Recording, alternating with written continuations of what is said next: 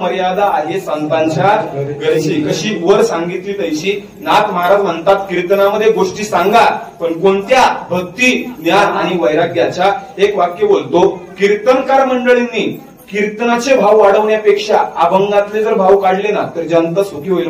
जनता सुखी होईल. काळाची गरज आहे. महाराज म्हणतात कीर्तनाचं अंग, कीर्तनाचं अंग होय अंग हरिरूप. खऱ्या अर्थानं अंग हरिरूप कीर्तनामध्ये झालं पाहिजे. खऱ्या अर्थानं कीर्तन आपण श्रवण करत असताना आपण कीर्तन करावं भेद नाही झालं पाहिजे. महाराज लय भारी कीर्तन झालं, आपण फक्त त्याच्या अभ्यासावर खऱ्या अर्थानं त्याचे वर्णन केलं पाहिजे. नाहीतर सद्यस्थितीला आपण जर जग का बरं सुखी होत नाही याची काही सामाजिक 7 कारणं महात्मा गांधीजींनी सांगितलेली. जग सुखी न होण्याची त्यातलं पहिलं कारण सांगितलं, राजकारणात आढळणारा तत्वांचा अभाव. जग सुखी न होण्याचं पहिलं कारण सांगितलं, आनंद संपादनात आढळणारा विवेकाचा अभाव. तिसरं कारण सांगितलं, ज्ञानाच्या क्षेत्रात आढळणारा चारित्र्याचा अभाव. आज खऱ्या अर्थानं बदलापूर मधली घटना सर्वांना ज्ञात असेल. अरे 4 वर्षाची मुलगी, काय खऱ्या अर्थानं त्या नराधमांना वाटलं पाहिजे. खऱ्या अर्थानं स्त्री म्हणजे आपल्या देशाची शक्ती आहे. स्त्री म्हणजे आपल्या देशाची शक्ती आहे. काय स्त्री असते सांगतो तुम्हाला, पायाची बोटं तिची असतात पण जोडवी मात्र आपल्या नावची असतात. पाय तिचे असतात पण पैंजण मात्र आजही आपल्याच नावचं असतं. हात तिचे असतात पण चुडा मात्र आजही आपल्याच नावचं आहे. कपाळ तिचं आहे पण कुंकू मात्र आजही आपल्याच नावचं आहे. रक्त तिचं आहे, दूधही तिचंच आहे पण पोरग सुद्धा आजही आपल्याच नावचं आहे ना. मग स्त्रीचा आदर आपण केला पाहिजे. मग कळते आम्हाला स्त्री. असं म्हणतात की ज्याला बाईतली ताई कळाली तो मुक्ताईचा ज्ञाना झाला. कुणी म्हणतं आम्हाला शिवाजी व्हायचंय, कुणी म्हणतं आम्हाला ज्योतिबा फुले व्हायचंय, कुणी म्हणतं आम्हाला मल्हारराव होळकर व्हायचंय ना. तर वाक्य माझं ऐकावं लागेल, ज्याला बाईतली ताई कळाली तो मुक्ताईचा ज्ञाना झाला. ज्याला बाईतली पत्नी कळाली तो सीतेचा राम झाला. ज्याला बाईतली मैत्रीण कळाली तो राधेचा श्याम झाला. आणि ज्याला बाईतली आई कळाली ना तो जिजाऊचा शोभा झाला. तो जिजाऊचा इच्छाशक्तीच्या जोरावरती. अरे आमच्या सावित्रीबाई फुले पतीच्या पाठीमागं पाऊल टाकलं होतं आणि आपल्या पतीला सांगितलं होतं, मालक तुम्ही पुढे व्हावं, मी तुमच्या पाठीमागे आहे. आणि ज्या काळात स्त्रीला महाराज खऱ्या अर्थानं वाचायचाही अधिकार नव्हता, लिहायचा तर अधिकार फार लांबचीच गोष्ट आहे, वाचायचाही अधिकार खऱ्या अर्थानं स्त्रीला नव्हता. आमच्या अहिल्यादेवी होळकरांनी केलं पाहिजे. हे पहा, रामायणातल्या अहिल्याला स्पर्श झाला रामाच्या पायाचा म्हणून अहिल्याचा उद्धार झाला असं लोक म्हणतात. पण माझ्या वाक्यावरती तुम्हाला विश्वास ठेवावा लागेल. आपल्या भारतातल्या मंदिरांचा जीर्णोद्धार आमच्या अहिल्यादेवी होळकरांमुळे झाला हे मात्र तुम्हाला आम्हाला मान्य करावं लागेल. इच्छाशक्तीच्या जोरावरती खऱ्या अर्थानं जीवन जगत असताना हे पहा, कर्तृत्व संपन्न माणसाने जीवन जगलं पाहिजे.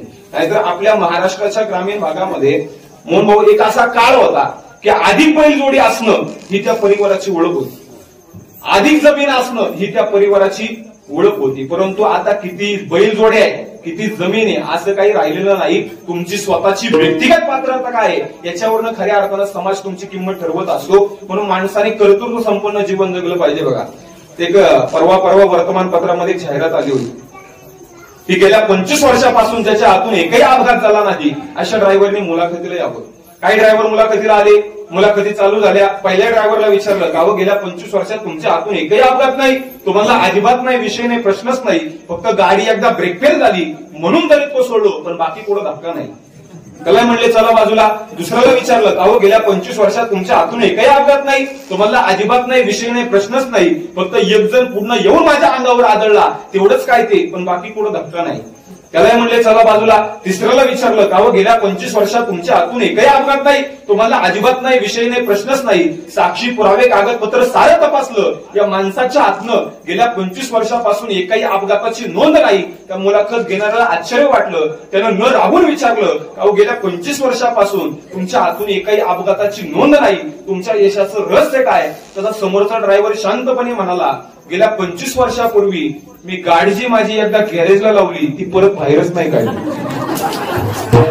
अरे म्हणजे ज्यांच्या गाड्या गॅरेजला त्यांचा अपघात व्हायचा विषयच येत नाही, परंतु ज्यांच्या गाड्या गॅरेजला त्यांना आयुष्यात कधी ध्येय गाठता येत नाही. ही सगळ्यात महत्वाची गोष्ट आहे. ध्येय गाठायचं असेल तर गाड्या रस्त्यावर आणाव्याच लागतील. आणि रस्ते म्हणले तर खड्डे ठरलेले, टक्के टोलपे ठरलेले, ऊन वादळ वारं पाऊस ही सगळी झुंजणं जिंकणं ज्याला जमतं, आज सगळा संघर्ष सोसणं ज्याला साधतो त्याला यश जिंकता येते. हे पहा, 350 वर्षापूर्वी छत्रपती शिवाजी महाराजांच्या वाटेला आलेला संघर्ष एवढा मोठा होता की जोपर्यंत चंद्र सूर्य राहतील तोपर्यंत छत्रपती शिवाजी महाराज तुमच्या माझ्या काळजामध्ये जिवंतच राहतील.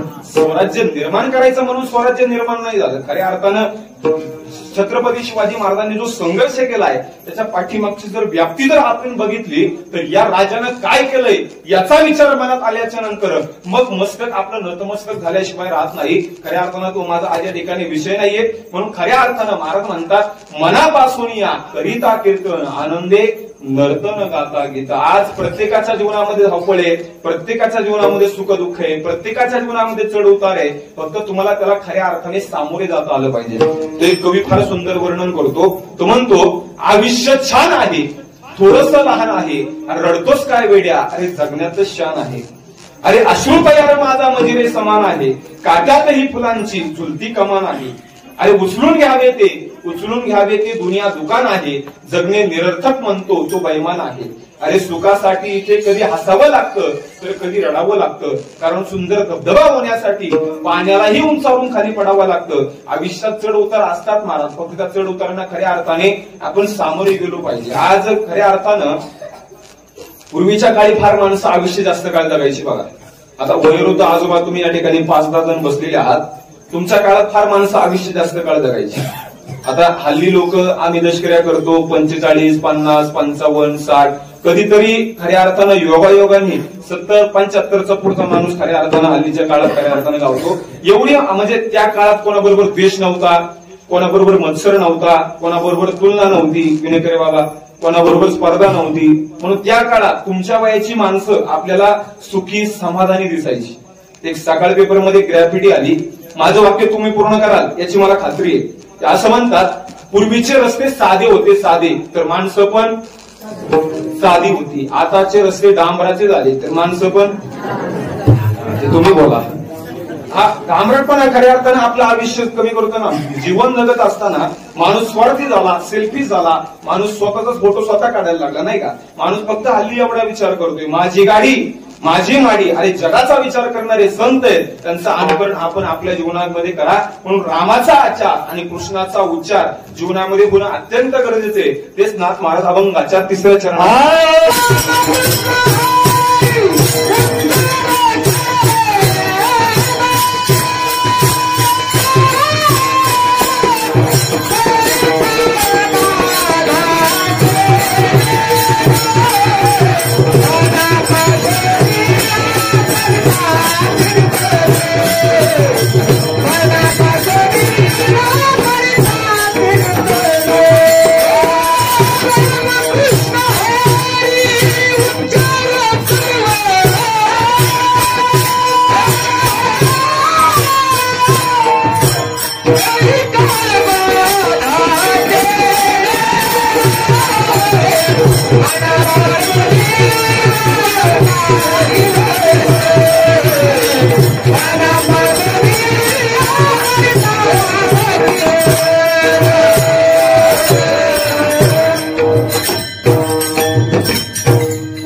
संपला असं गृहीत धरून एकदा वारकरी संप्रदायाच्या नियमाप्रमाणे सर्वांना 2 मिनिटे विनंती, हात वरती करा.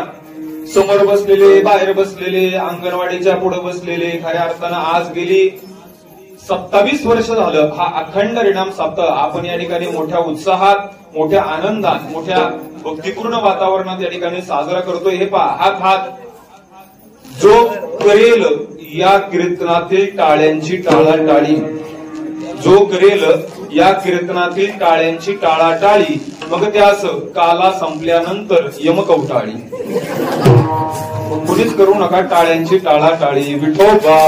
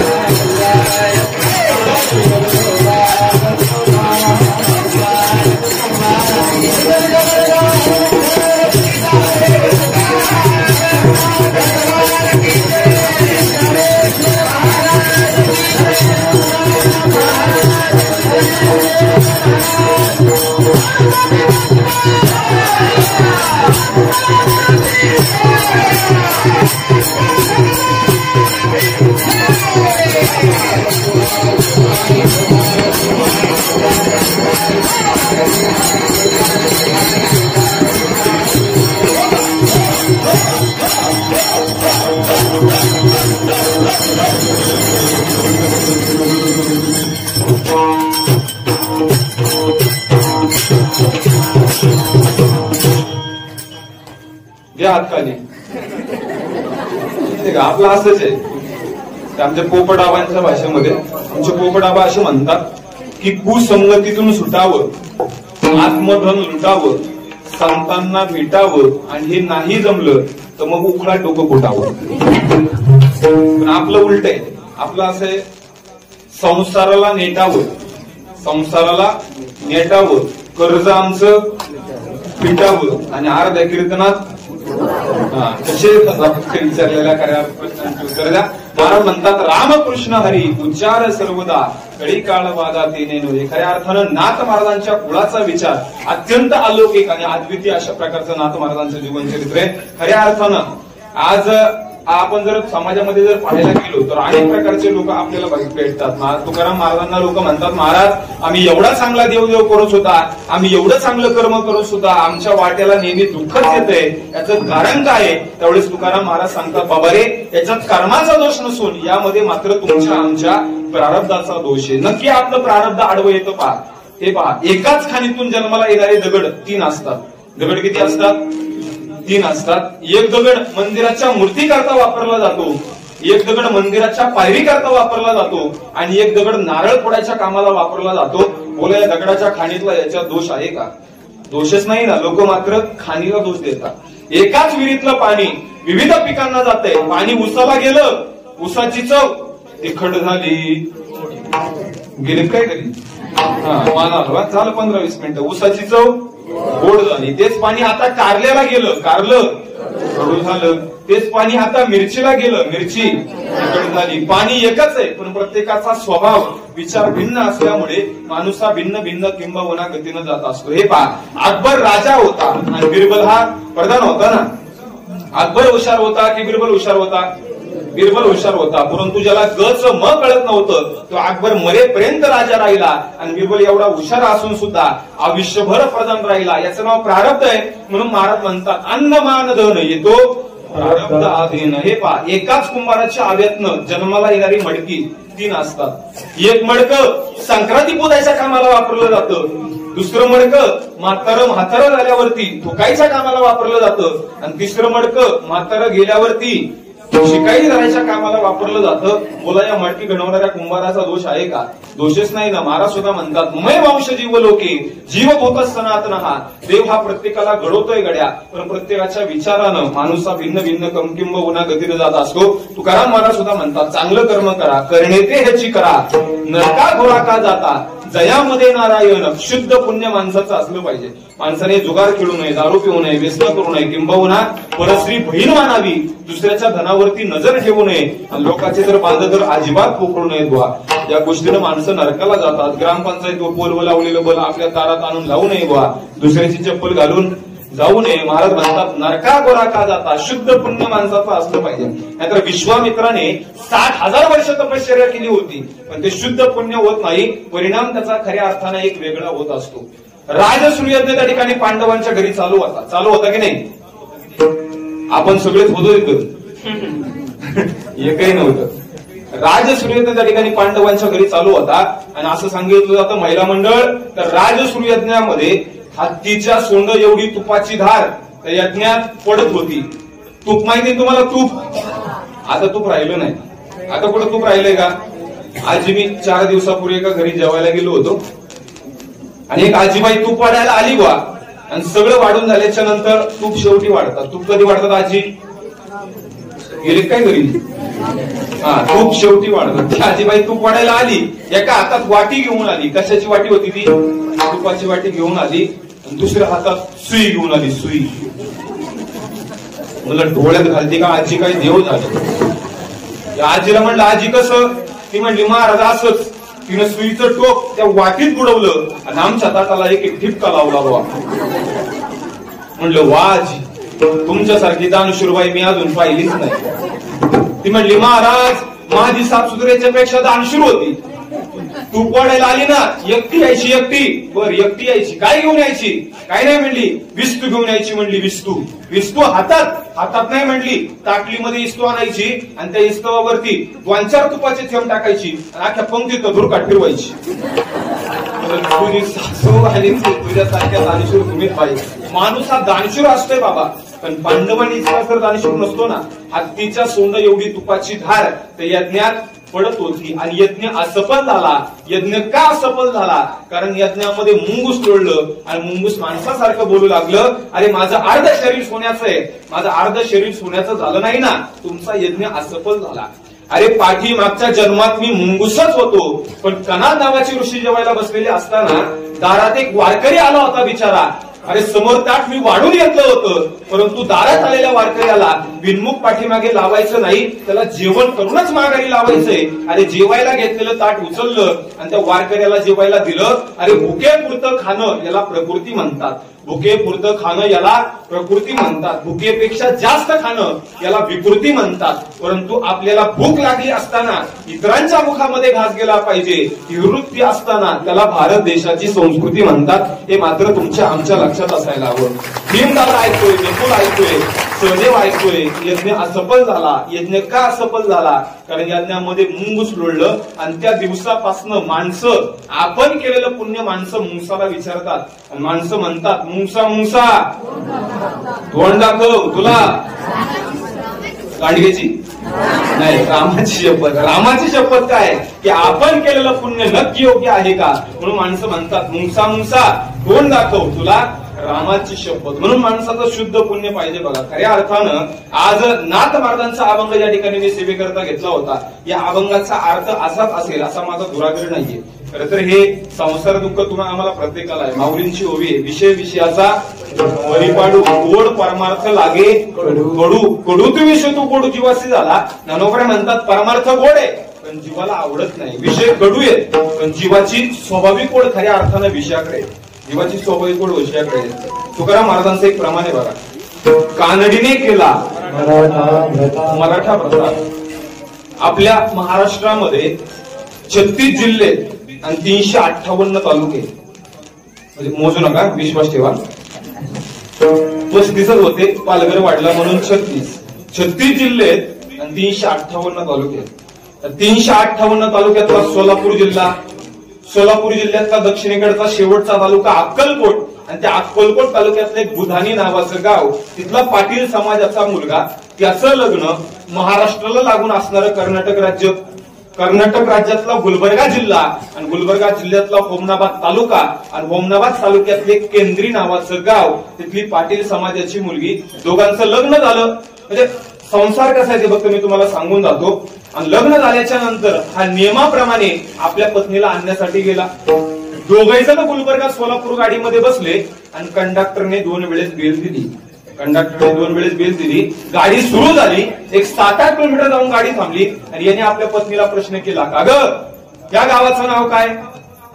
याने मराठीतून विचारलं ना, या गावाचं नाव काय? कारण तिला मराठी कळत होती ना. हा कळत होती. गेले काय घरी? हा तिला मराठी येत नव्हती. याने मराठीतून विचारलं, या गावाचं नाव काय?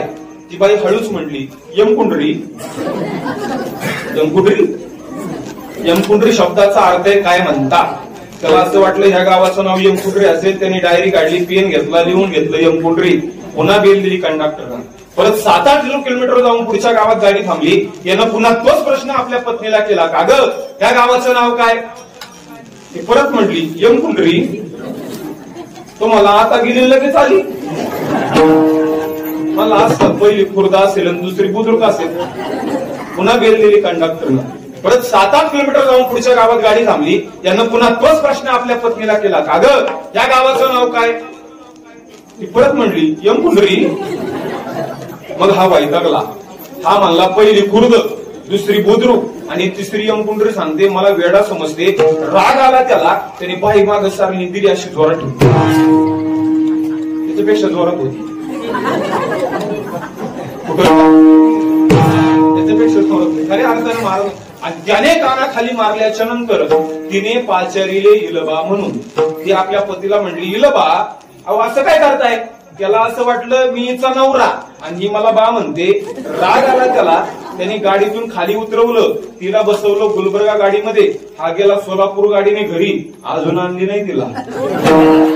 संसार हा असाच आहे, लटी का व्यवहार सर्व हा संसार लटिका म्हणजे खोटा आहे खोटा. म्हणून खऱ्या अर्थानं अशी खऱ्या अर्थानं नाथ महाराजांनी म्हणतात की अशी जो खऱ्या अर्थानं भगवान पांडुरंग परमात्म्याची देवाची भक्ती करेल त्याचा मी दास होईल. तेच एकनाथ महाराज अभंगाचं सांगतात. एका जनार्दनी हाची पै विश्वास सर्व भावे दास होईन त्याचा.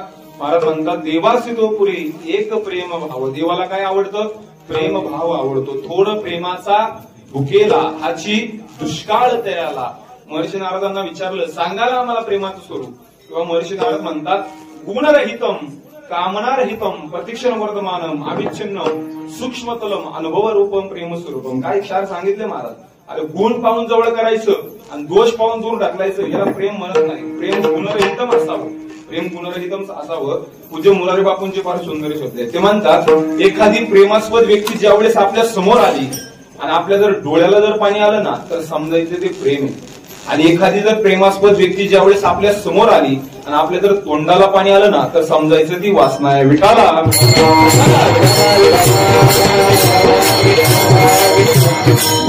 हे प्रेम शब्दात सांगता येत नाही. महाराज म्हणतात भक्ती प्रेमाविन ज्ञान नको देवा अभिमान नित्य नवा तया माझी. प्रेम सुख देई प्रेम सुख देई प्रेमाविन नाही समाधान. खऱ्या अर्थानं तर का गंमत काय झाली. मी इतकं कोल्हापूरला कीर्तनाला गेलो होतो आणि कीर्तनाला उभा राहिलो आणि अभंग घेतला. भक्ती प्रेमाविन ज्ञान नको देवा अभिमान नित्य नवा तया माझी.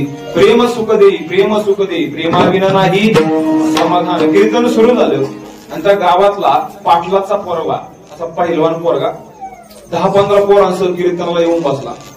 आणि कीर्तन झाल्याच्या नंतर भाऊ मला त्याने कडकडून मिठी मारली. बरं झालं मी पण त्याच्यासारखं होतो. तो म्हणला महाराज काय प्रेम सांगितलं महाराज तुम्ही. अख्ख्या सप्त्यात आपल्याला तुमचंच कीर्तन आवडलं. काय प्रेम सांगितलं महाराज. तुम्हाला मान्य आहे ना प्रेम केलं पाहिजे. मी म्हणलं अरे आता मी 2 तास ते सांगितलं ना देवावर प्रेम केलं पाहिजे. तो म्हणला महाराज तुम्हाला मान्य आहे प्रेम केलं पाहिजे. मला मान्य आहे प्रेम केलं पाहिजे पण माझ्या बापाला मान्य नाही ना म्हणले प्रेम केलं पाहिजे. 2 वर्ष झालं शेजारच्या गावातल्या पोरीवर प्रेम करतो पण आमचा बाप अजून आमचं लग्नच लावून द्यायला तयार नाही. म्हणजे मी सांगितलं भक्ती प्रेम आणि याने ऐकलं पोरीवरचं प्रेम. हे प्रेम शब्दात सांगता येत नाही. महाराज महर्षी नारदांना खऱ्या अर्थाने विचारलं महाराज सांगा मला प्रेमाचं स्वरूप. महाराज म्हणतात ज्या व्यक्तीवरती खऱ्या अर्थानं अप्रेम प्रेम करतो त्या व्यक्तीकडनं आपण कुठली अपेक्षा नाही ठेवली पाहिजे. ते काय झालं सिद्धोपंतांना विठ्ठल आईसाहेबांकरता वर पाहत होते त्यावेळेस सिद्धोपंतांच्या अपेक्षा काय होत्या माहिती का. आपला जावई सदाचारी असावा आपला जावई विद्वान असावा आणि आपला जावई भगवत भक्त असावा. कोणाच्या सिद्धोपंतांच्या अपेक्षा. आता काय आपल्या जावयाची 5-25 एकर शेती पाहिजे. त्या शेतीला गुंठ्याला भाव आला पाहिजे. एक वेळ त्याची नोकरी नसली तरी चालेल पण गुंठा दिसतो महाराज. अशा अपेक्षा झाल्या. जावई सदाचारी असावा आणि तो विद्वान असावा आणि तो भगवत भक्त असावा. जाऊ दे खऱ्या अर्थानं आपण नाथ महाराजांचा अभंग या ठिकाणी मी सेवेकरता घेतला होता. खऱ्या अर्थानं नाथ महाराजांनी एका भागवतामध्ये फार सुंदर दृष्टांत सांगितला. नाथ महाराज म्हणतात किरुडूतरी कापडाचे एक आळंदीचे एक शेजारी एक राहणारा मनुष्य होता. एवढा प्रसंग सांगतो माझ्या वाणीला पूर्ण विराम देतो. आळंदीच्या शेजारी एक राहणारा मनुष्य होता. रविवारची सुट्टी होती आणि रविवारची सुट्टी असल्या कारणाने आपल्या मुलाला म्हणला बाळा रविवारची सुट्टी माझ्यासोबत येतो का त्या ठिकाणी दर्शनाला. मुलगा सुद्धा म्हणला बाबा चला की मलाही त्या ठिकाणी रविवारची सुट्टी आहे मी काय घरी करणार आहे.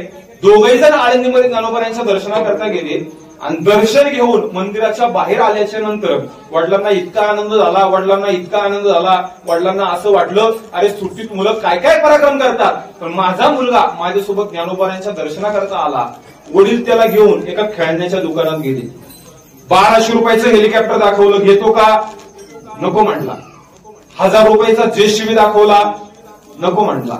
800 रुपयाची रिमोटची गाडी दाखवली नको म्हटला. बाप 1000 ते 1200 रुपयापर्यंत वस्तू घेऊन द्यायला तयार होता महाराज.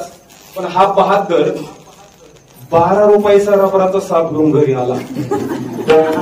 12 रुपयाचा रबराचा साप घेऊन घरी आला आणि दुपारच्या वेळेला म्हातारी झोपली होती अंगणामध्ये आणि याने तो साप म्हातारीच्या छातीवरती ठेवून दिला.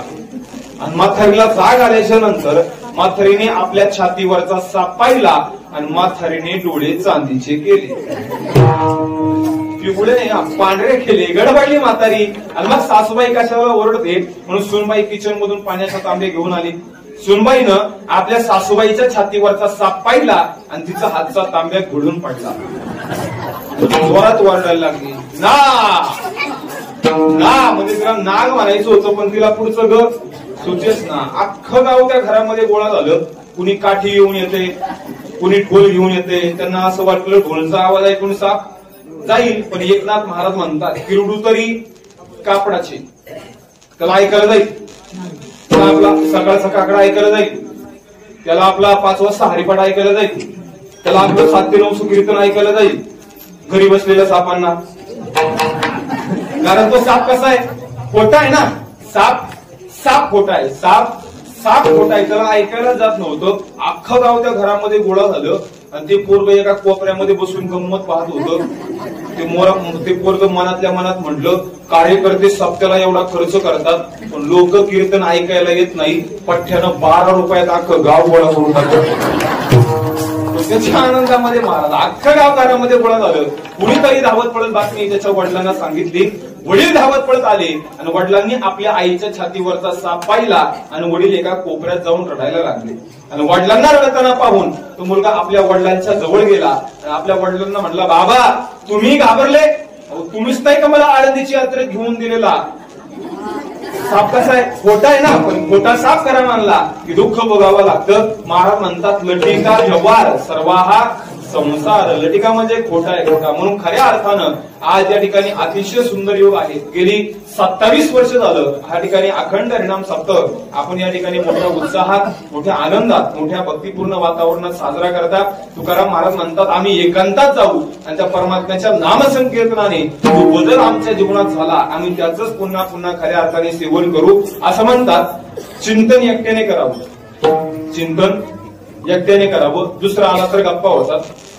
चिंतन एकट्याने करावं, प्रवास दोघांनी करावा. एखादा जोडीदार सोबत असावा म्हणून प्रवास दोघांनी करावा. अभ्यास तिघांनी करावा. शंका समाधान डिस्कशन करता येतं म्हणून अभ्यास तिघांनी करावा. प्रेत चौघांनी न्यावं. म्हणतो आपण तिरडी, पण खांदेकरी असतात 4 आणि निकाल 5 लोकांनी द्यावा. म्हणजे एखाद्या जर खटल्याचा जर निकाल लावायचा असेल ना, त्याकरता एक कमिटी नेमतात, पंच कमिटी. निकाल 5 द्यायचा आणि चिंतन एकट्याने करायचं. असं म्हणतात घर चांगलं बांधावं असं जर आपल्याला वाटत असेल तर घर बांधेपर्यंत इंजिनियरचं ऐकावं. आपला रोग बरा व्हावा असं आपल्याला वाटत असेल तर आपला रोग बरा होईपर्यंत गेले काय घरी, बोला, आपला रोग बरा होईपर्यंत डॉक्टरांचं ऐकावं. एखादा केसचा निकाल आपल्या बाजूने लागावा असं आपल्याला वाटत असेल तर केसचा निकाल लागेपर्यंत वकिलाचं ऐकावं. शाळेत शिकत असताना चांगले गुण प्राप्त व्हावे असं आपल्याला वाटत असेल तर शाळेत शिकत असताना शिक्षकांचं ऐकावं. लग्न होई तोपर्यंत आई वडिलांचं ऐकावं. लग्न झाल्यानंतर काही लोक बायकोचं ऐकतात, तो भाग थोडा, पण लग्न झाल्यानंतर सुद्धा आई वडिलांचंच ऐकावं. कीर्तन संपेपर्यंत महाराजांचं ऐकावं. तुकाराम महाराज म्हणतात जीवनाचं कल्याण व्हावं असं आपल्याला वाटत असेल तर मरेपर्यंत संतांचं ऐकावं, मरेपर्यंत संतांचं ऐकावं. म्हणून खऱ्या अर्थानं आज या ठिकाणी या मंडळाला द्यावे तेवढे धन्यवाद थोडेच आहेत. लोकमान्य टिळकांनी जो गणेश उत्सव खऱ्या अर्थाने लोकांना सांगितला त्याची अनुभूती या ठिकाणी आपण तांबेवाडीकर खऱ्या अर्थाने घेतायत. खरं तर ही अतिशय काळाची गरज आहे. नाहीतर अनेक मंडळ आम्ही पाहतो, एक दिवस कीर्तन होतं, दुसऱ्या दिवशी ऑर्केस्ट्रा होतो, तिसऱ्या दिवशी लावण्यांचा कार्यक्रम होतो. म्हणून खऱ्या अर्थानं त्या ग्रामस्थ मंडळींना आणि विशेषतः तरुण वर्गाला तेवढे धन्यवाद थोडेच आहेत. गेली 27 वर्ष झालं हा सप्ताह आपण या ठिकाणी मोठ्या उत्साहात, आनंदात या ठिकाणी साजरा करतात. मोठ्या प्रमाणामध्ये या ठिकाणी ज्ञानदान होतंय, अन्नदान सुद्धा होतंय. सर्व अन्नदात्यांना खऱ्या अर्थाने धन्यवाद देतो. असं म्हणतात महाराज म्हणतात तुमच्याकडे जर धन दौलत असेल तर तुम्ही दिलं पाहिजे. महाराज म्हणतात धन दौलत जरूर कमवा, पण जोडून या धन उत्तम व्यापारे उदास विचारे करत वेच. खऱ्या अर्थानं तुम्ही ज्ञानदान, अन्नदान खऱ्या अर्थानं अशा प्रकारचं केलं पाहिजे. असं म्हणतात देणाऱ्याने देत जावे, घेणाऱ्याने घेत जावे. हिरव्या पिवळ्या माळावरून हिरवी पिवळी शाल घ्यावी. सह्याद्रीच्या दर्याकडून छातीसाठी ढाल घ्यावी. वेड्या पिशा ढगाकडून वेडे पिशे आकार घ्यावी. उसळलेल्या दर्याकडून पिसाळलेली आयळ घ्यावी. भरलेल्या भीमेकडून तुकोबांची माळ घ्यावी. देणाऱ्याने देत जावे, घेणाऱ्याने घेत जावे. घेता घेता एक दिवस देणाऱ्याचे हात घ्यावे, म्हणजे त्याची हात काढू नाही घ्यायची. फक्त त्याच्या देण्यामध्ये जी वृत्ती आहे ती फक्त आपल्या देण्यामध्ये खऱ्या अर्थाने आणायची. म्हणून ही झालेली सेवा आपल्या सर्वांच्या चरणी समर्पित करत असताना ज्यांच्या माध्यमातून खऱ्या अर्थानं या ठिकाणी सेवेचा योग येतोय, खऱ्या अर्थाने ते जिवलग परमार्थ स्नेही माझ्यावरती नितांत प्रेम करणारे आपल्या गावचे विविध कार्यकारी सोसायटीचे चेअरमन आदरणीय मोहनभाऊ तांबे असतील, आदरणीय गुरुवर्य आमच्या गुरुस्थानी असणारे रामदास महाराज तांबे या ठिकाणी उपस्थित आहेत, आदरणीय रोडे सरपंच या ठिकाणी उपस्थित आहेत, आमच्यावरती नितांत प्रेम करणारे आमचे रुपेश भाऊ या ठिकाणी उपस्थित आहेत, सर्व ग्रामस्थ मंडळी, सर्व परिचयाचे आहात, आमच्या शेजारील गावचे आमच्या यमाई माता प्रासादिक दिंडी सोहळ्याचे विनेकरी बबनराव गावडे या ठिकाणी उपस्थित आहेत. बाबांनाही खऱ्या अर्थाने कोटी कोटी धन्यवाद देतो आणि विनेकऱ्यांसाठी एकदा जोरदार टाळ्या होत आहेत.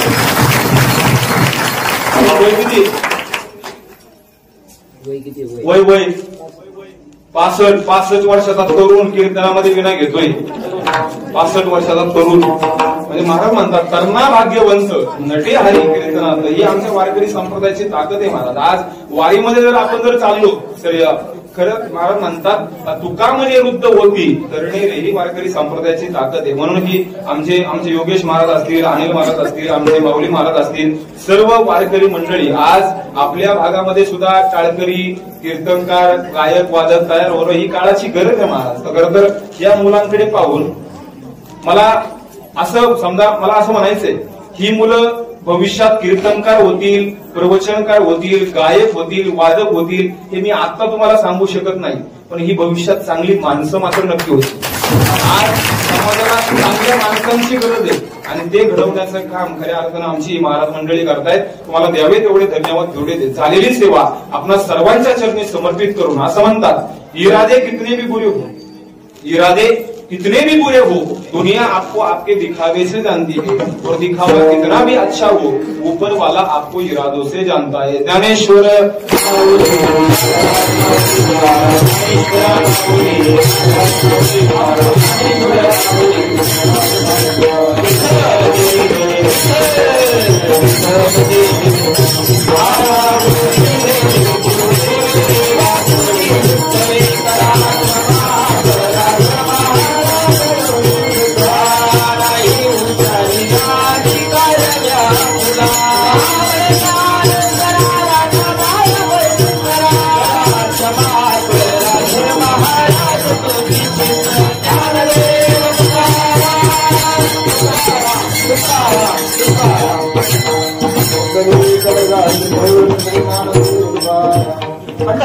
भगवान की जय.